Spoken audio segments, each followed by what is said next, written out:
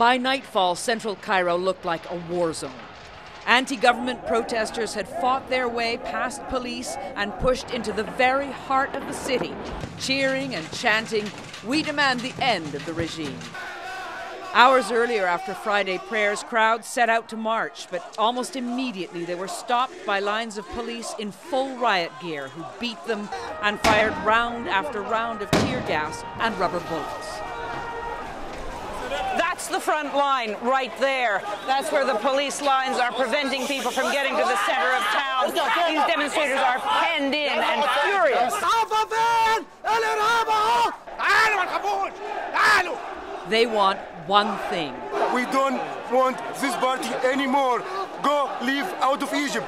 People are demanding an end to corruption, to abuse, unemployment, but above all, they want to see the end of President Hosni Mubarak. Mubarak, go away of Egypt.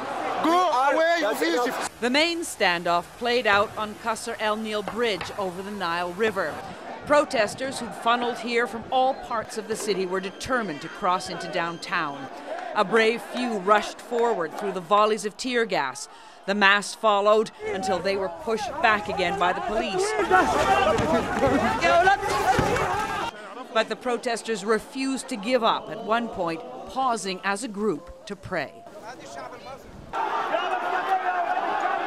Elsewhere around the city, skirmishes left the injured to be tended by the crowd.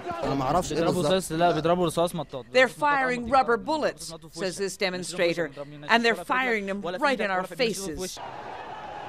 East of Cairo, in the city of Suez, protesters attacked a police van. The driver was finally forced to escape by driving through the crowd.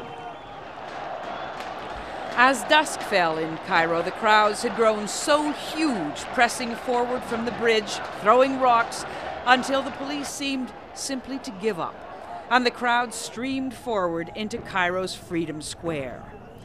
Nearby, a powerful symbol of Mubarak's regime, his political party headquarters, was looted and set ablaze. Authorities had announced curfew in cities across the country, but in Cairo, at least, nobody paid any attention. Then suddenly the army appeared, and the protesters cheered, climbing on the military vehicles and welcoming the soldiers who appeared to be under orders to guard strategic public buildings. Finally, after midnight, President Hosni Mubarak appeared on television and told the country, "I will ask my government to resign and tell the new government to work with the current situation." So President Hosni Mubarak made a concession there, but it certainly isn't the one the demonstrators were asking for. He's going to fire the cabinet, but he does remain president, and the power is concentrated very much in his hands. Harry? So, Liz, even at this late hour, there are still people in the streets. What is the situation there now? It's still very unstable. You may be able to hear people shouting. It seems plausible that the news of the speech has made it into the crowds and it's inflamed them. We can also see the police retaking territory they lost earlier in the day. And I believe we were hearing live rounds, which we didn't hear earlier on. So it may be we're seeing the beginning of a crackdown, but the demonstrators aren't giving up. So we know that the government has shut off the internet, shut off Twitter.